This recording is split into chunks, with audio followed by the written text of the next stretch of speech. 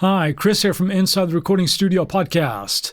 In this video, I'd like to show you a couple of tips for importing drum tracks into your session. As you can see, here we are with a blank session in Logic, and I'm going to start importing my drum tracks that I received from somebody else.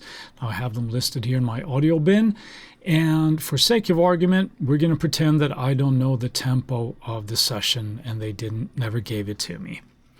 So what I'm going to do first is I'm going to adjust up here in Logic. I'm going to say, instead of keep tempo, I'm going to click and get adapt project tempo. What that's going to do is it's going to take the tempo information file, analyze it from the tracks that I give it. Now let's check this out. I'm going to start with the kick. I'm just going to click and drag this in here, and I'm going to give myself a little bit of space in the beginning. I like to leave about 5 bars.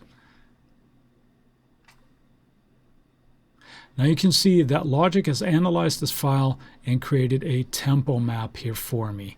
This was probably played along with a click, but there are slight discrepancies, and I just like to have those line up with the bar lines if I have synchronized space effects and everything, delays and things later on in the mix.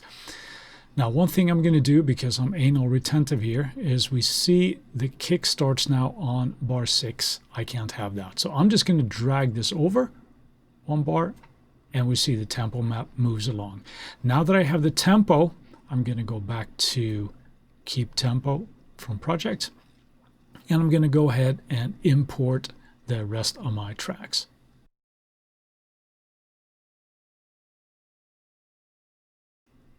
Okay, so now all the tracks are imported. Now, one thing that I like to do is I like to color code everything. So I'm going to select all the tracks.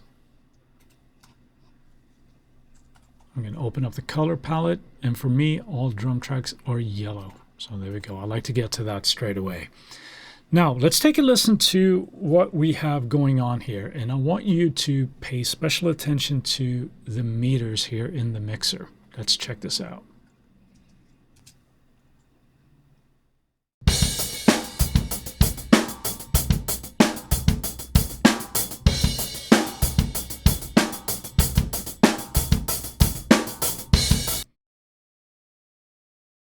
Okay, so the first thing that hits me is like everything is recorded really, really well, but they are recorded quite hot.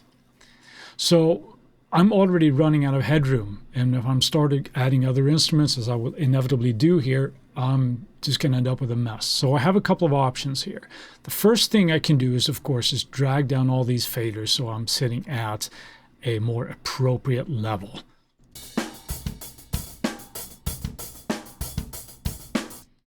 Now, for my mixing workflow, that's not something I like doing right off the bat. I like to keep things in unity. So another option that we have in Logic and other DAWs as well is we can, of course, use clip gaining here and bring everything down.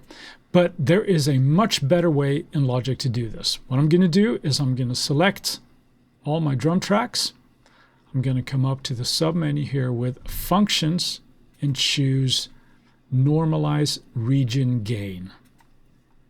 Now we have a couple of options here. I'm setting these to individual tracks, not as a collective or individual regions, but individual tracks here. I want the peak to hit at about -18. That's me. That's sort of like the analog sort of peak level. So when I use a lot of emulation of software, that's a pretty good level to be at. So now I just go ahead and apply and watch what happens to the regions here. There we go. Now they have all been hit with a peak level of -18. And let's take a listen to that and take a look at the meters as our starting point.